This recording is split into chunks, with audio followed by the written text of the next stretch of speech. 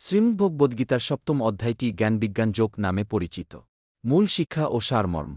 প্রকৃতির বিন্যাস। শ্রীকৃষ্ণ তার দুই প্রকার প্রকৃতির কথা বলেছেন, অপরা প্রকৃতি ভূমি, জল, বায়ু, অগ্নি, আকাশ, মন, বুদ্ধি ও অহংকার, এবং পরা প্রকৃতি জীবাত্মা।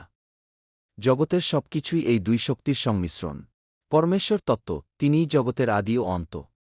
সুতোয় যেমন মণি গাঁথা থাকে, তেমনি সমস্ত জগৎ তার উপরই প্রথিত। জলের রস, চন্দ্রসূর্যের আলো এবং ওঙ্কার হিসেবে তিনি সর্বত্র বিরাজমান। ত্রিগুণ ও মায়া, সত্ত্ব, রজ ও তম, এই ত্রিগুণাত্মিকা মায়া অতিক্রম করা অত্যন্ত কঠিন। তবে যারা একাগ্রচিত্তে ভগবানের শরণাপন্ন হন, তারাই কেবল এই মায়া থেকে মুক্তি পান। ভজনা ও ভক্তের প্রকার। কৃষ্ণ চার প্রকার ভক্তের কথা বলেছেন, আর্ত, জিজ্ঞাসু, অর্থার্থী এবং জ্ঞানী। এদের মধ্যে আত্মতত্ত্ববিদ জ্ঞানী ভক্তই তার সবচেয়ে প্রিয়। উপাসনা ও গতি। মানুষ কামনার বশবর্তী হয়ে বিভিন্ন দেবদেবীর উপাসনা করে।